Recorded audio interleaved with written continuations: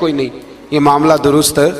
تو حضرت عباس نے بھی نا نبی کریم کی بارگاہ میں عرض کیا حضور کوئی شے نہیں، کہاں سے دوں؟ تو حضور مسکرائے۔ حضور نے فرمایا چاچا جب گھر سے نکلنے لگے تھے تو وہ اکیلے میں میری چچی کو بلا کے جو پیسے دے کے آئے تھے، اور وہ اس کو کہہ کے آئے تھے کہ میں آ گیا تو میں تمہیں بتاؤں گا کیا کرنا ہے، نہ آیا تو پھر نکال کے بچوں پہ خرچ کر دینا۔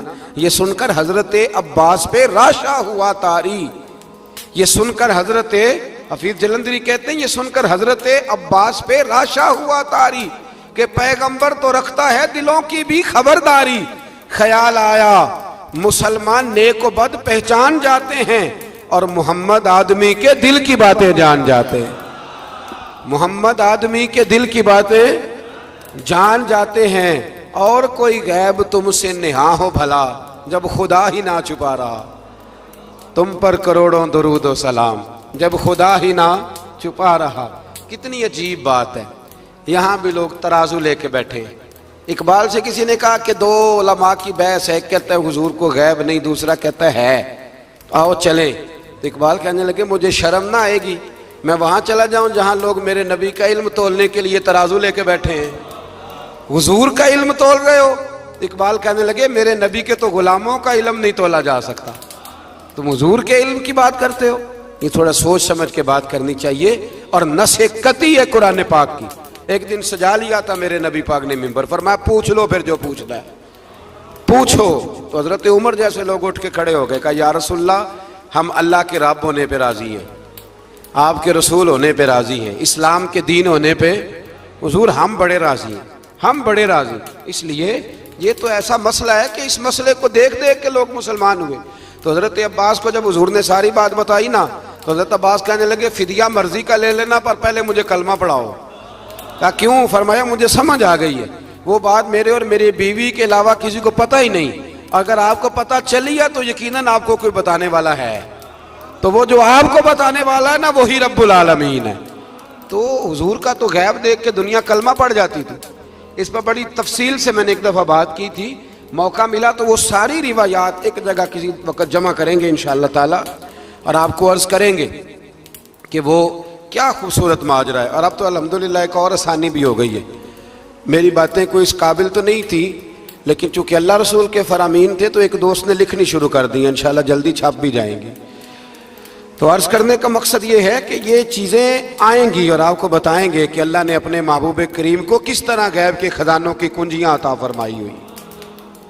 تو اس سے آگے پھر سورہ مزمل شروع ہوتی ہے، سبحان اللہ۔ سورہ یا ایھا المزمل، کہا او چادر اوڑھنے والے محبوب، قم اللیل الا قلیلا، ساری رات نہ بیدار رہا کر، تھوڑا آرام بھی کر لیا کر، تھوڑا سا۔ کیا کہا حضرت نے؟ خدا کی رضا چاہتے ہیں دعا لو، خدا چاہتا ہے رضا۔ اور درویش کہتے ہیں رب آکھیا سونے محبوبہ تیرے سو سو ناز اٹھانا ہاں، لوکی میریاں قسماں چاندے نے میں تیریاں قسماں چاہنا۔ کہا اے میرے پیارے حبیب، اے چادر اوڑھنے والے، تھوڑا آرام بھی کیا کریں۔ حضور ساری رات نماز پڑھتے تھے نا، اللہ نے کہا محبوب تھوڑا آرام بھی کیا کریں۔ پھر اس میں بڑے خوبصورت چیزیں اللہ کریم نے بیان فرمائی ہیں، قیامت کی ہولناکیوں کا بھی ذکر فرمایا ہے۔ پھر آخر میں فرمایا کہ تم اپنی بھلائی کے لیے جو کچھ بھی آگے بھیجو گے اس کو اللہ تعالیٰ کے پاس اس سے بہتر اور زیادہ ثواب والا پاؤ گے۔ یعنی اس کا معنی یہ بھی ہو سکتا ہے کہ اپنی سوچ سے زیادہ تم ثواب پاؤ گے جو چیز آخرت کے لیے تم بھیجو گے۔ اور اللہ سے مغفرت طلب کرتے رہو، بے شک اللہ بہت مغفرت فرمانے والا اور بے حد رحم کرنے والا ہے۔ پھر اس سے آگے سورہ مدثر ہے، مزمل کے فوراً بعد سورہ مدثر۔ اس سورہ مبارکہ میں بڑا خوبصورت انداز ہے، یا ایھا المدثر، اے چادر اوڑھنے والے، قم فانذر، اٹھیے اور لوگوں کو ڈرائیے، اٹھیے آپ پیغام دیجئے، اٹھیے لوگوں کو ڈرائیے۔ اٹھ باندھ کمر کیوں ڈرتا ہے، پھر دیکھ خدا کیا کرتا ہے، آپ اٹھیے۔ اس صورت میں اللہ تعالیٰ نے آپ کو شان محبوبی کے ساتھ خطاب کرتے ہوئے فرمایا ہے چادر اوڑھنے والے اٹھیے اور لوگوں کو اللہ کے عذاب سے ڈرائیے اور اپنے رب کی کبریائی کا اعلان فرمائیے، بتائیے کہ آپ کا رب کتنا بڑا ہے۔ آیت نمبر 42 میں فرمایا جہنمیوں سے پوچھا جائے گا تمہارے جہنم میں جانے کا سبب کیا بنا. یہ سورہ مدثر کی آیت نمبر 42 چلو بتا لیا آخری نے. آیت نمبر 42 جہنمیوں سے پوچھا جائے گا جہنم میں آئے ہو تو سبب کیا بنا. تو وہ پہلا سبب بتائیں گے کہ ہم نماز پڑھنے والوں میں سے نہ تھے. پہلا سبب دوزخ میں جانے کا نماز نہ پڑھنا ہے. رمضان کے بعد بھی پڑھیں گے انشاءاللہ, اور عید والے دن بھی پوری 5 پڑھنی ہے انشاءاللہ, پوری 5.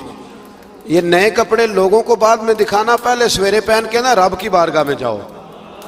سویرے پہن کے نا علامہ عبدالستار خان نیازی, علامہ نیازی, میں جب ان کے مزار پہ جاتا نا میاں والی جانے کا جب موقع ملتا ہے تو میں نہ کھڑا ہوتا ہوں. آپ یقین کریں اس بندے کی قبر پہ کھڑے ہو کے بھی جذبہ ہی ملتا ہے. کیا بندہ تھا وہ نا, پگڑی باندھتے تھے بڑی. ہمارے بریلی شریف کے بزرگ بھی نا وہ پگڑی باندھتے شملے والی. چلے آج بات آ گیا تو اس کی بھی میں حکمت بتا دوں. وہاں نا سکھ بھی پگڑی باندھتے, تو کپڑا بھی اکثر ایک جیسا ہی ان کے لیے آتا, تو مسلمان بھی خرید لیتے تھے. تو وہ سکھ جو ہوتا ہے نا وہ شملہ نہیں نکالتا, تو اس سے فرق کرنے کے لیے وہاں کے مشائخ نے نا شملہ نکالنا شروع کیا. تو میں شادی باندھا کرتا تھا, تو ایک دفعہ مجھے حضرت مفتی تحسین رضا صاحب رحمۃ اللہ تعالیٰ علیہ فرمانے لگے شملے والی باندھا کرو. تو میں نے کہا حضور اب چھوٹے لوگوں کو تو اچھی نہیں نہ لگتی. تو فرمانے لگے لوگوں کو تھوڑی دکھانی ہے, یہ تو رسول اللہ کی سنت ہے, تو آپ شملے والی باندھے. جب ہم جو کہہ رہے ہیں تو میں بھی اکثر وہ پگڑی باندھتا ہوں, اور کبھی بہت بڑی باندھتے تھے.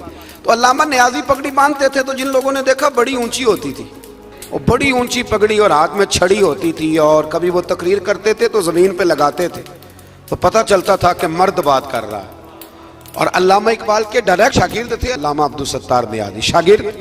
وہ مدینہ شریف جانے لگے نا, تو کسی نے ان سے کہا نیازی صاحب یہ پگڑی اتار کے جاؤ, یہ پگڑی اتار کے جاؤ. تو علامہ نیازی صاحب فرمانے لگے کیوں اتار کے جاؤں, پہن کے جاؤں گا.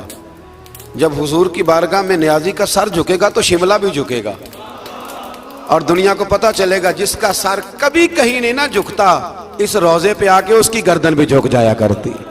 اس لیے ساتھ لے کے جانی ہے پگڑی, تاکہ لوگوں کو پتہ چلے. تو آپ نئے کپڑے پہن کے نا کبھی سج سنور کے مسجد بھی جایا کریں, خوبصورت ہو کے. قرآن مجید نے کہا غالباً 9ویں پارے میں ہے کہ نماز کے وقت زینت اختیار کرو, اچھے بن کے. تو نئے کپڑے پہن کے نا عید والے دن 5 نمازیں پابندی سے پڑھنی ہیں انشاءاللہ تعالی. یہ رش دیکھنا ہے انشاءاللہ تعالی, پتہ چلے گا کہ رمضان کے روزوں نے اثر کیا ہمارے اوپر.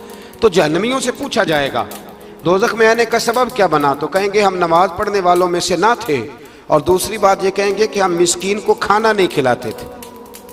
دوزخ میں جانے کا دوسرا سبب کہ توفیق کے باوجود لوگ مسکینوں کا خیال نہیں رکھتے. اور تیسری بات وہ یہ کہیں گے کہ ہم لغو کاموں میں مشغول رہتے تھے. لغو کام, بےہودہ کام اس کو کہتے ہیں جس کا فائدہ کوئی نہیں. یہ بڑے بڑے سیانے لوگ گیمیں کھیلتے, سیانے لوگ, عقل مند لوگ. تو یہ جہنم میں جانے کا تیسرا سبب قرآن نے بیان کیا. لغویات, پھٹے پہ بیٹھ گئے فضول بات شروع کر دی, بھائی سے بہتر تھا تو قرآن مجید کی تلاوت کرتا. ایسی بلا وجہ لغویات ہیں یہ ساری. میں منع نہیں کرتا کھانا کھانے کے لیے کبھی ضرور جائیں, لیکن یہ ماحول ہی بنا لینا کہ آج تجھے پارٹی ہے تو کل مجھے پارٹی ہے تو پرسوں اس کو پارٹی ہے. تو یہ شغل میلہ ہر وقت کا, مسلمان کے پاس تو اتنا وقت ہی نہیں. ایک دوست مجھے کہنے لگے کہ میں آج کل بڑا بور ہو رہا ہوں. تو میں نے کہا تو اصل میں فارغ ہے, ورنہ ہمارے پاس تو ٹائم ہی کوئی نہیں بور ہونے کا. بندہ مطلب کو فرصت ملے تو بور ہو نا, پتہ نہیں کہاں سے لوگ ٹائم نکال لیتے, اب بور بھی ہو لیتے. تو آپ لغویات سے بچے. لغو کام کرنا جہنم میں جانے کا تیسرا سبب ہے. یہ قرآن مجید نے اس سورہ مبارکہ کی آیت نمبر 42 میں ارشاد فرمایا. اور چوتھے نمبر پر کہیں گے ہم قیامت کے دن کو جھٹلاتے تھے کہ موت ہمارے سر پہ آ گئی. یہ 4 کام ہیں جو جہنم میں جانے کا سبب بنیں گے. نماز نہ پڑھنا پہلا کام, مسکین کو کھانا نہ کھلانا, اور تیسرا لغو اور فضول کاموں میں مشغول رہنا, بالکل کسی کوئی فائدہ ہی نہیں وہ کام کرتے رہنا, بالکل بے معنی بے مقصد کام کرنا. اور چوتھے نمبر پہ کہیں گے کہ ہم قیامت کے دن کو, آج بھی کچھ لوگ کہہ دیتے ہیں کہ مریں گے تو دیکھی جائے گی, मसलन क्या देख लेंगे आप? इतनी बड़ी जुर्रत, इतनी बड़ी। अल्लाह ताला हमें समझने की तौफीक अता फरमाए। सूरतुल क़यामा शुरू हो जाती है जी इससे आगे। इस सूरह मुबारका के अंदर अल्लाह तबारक व तआला ने इन लोगों के बारे में जो आखिरत के मुनकर हैं, अल्लाह ताला ने कसम जिक्र फरमा के इरशाद फरमाया, क्या इंसान ने ये गुमान कर रखा है कि हम मरने के बाद इसकी हड्डियों को जमा नहीं करेंगे? क्यों नहीं, हम इस बात पर कादर हैं कि इनकी उंगलियों के पोरे जैसे पहले थे वैसे ही बना देंगे। यानी उंगलियां तक तुम्हारी जमा कर ली जाएंगी, उंगलियां तक। क़यामत के दिन तुम्हें किसी की कब्र खुली तो उसको देखा कि हड्डियों का पिंजर बन गया, लेकिन अल्लाह उसे भी क़यामत में जमा फरमाएगा दोबारा से। और वो मिसाल मैं तीसरे चौथे पारे में दे चुका हूँ, जब हज़रत इब्राहीम अलैहिस्सलाम ने जानवरों का, परिंदों का कीमा करके रखा था और कहा पुकारिए, तो वो सारे अपने परों पर दौड़ते हुए हाजिर हो गए थे। आगे सूरह दहर शुरू होती है। सूरह दहर ये 29वां पारा है और इसमें सूरतें अगरचे छोटी छोटी हैं, पर क्या बात है सब सूरतों की। हर सूरह मुबारका बड़ी अपने अंदर इम्तियाजी शान रखती है। सूरह दहर में फरमाया, हल अता अलल इंसानीहीनुम मिनद दहरि लम यकुन शैय्यम मज़कूरा। फरमाया बेशक गुजरा है इंसान पर ज़माना एक ऐसा कि जब वो कोई काबिल ज़िक्र चीज़ नहीं था।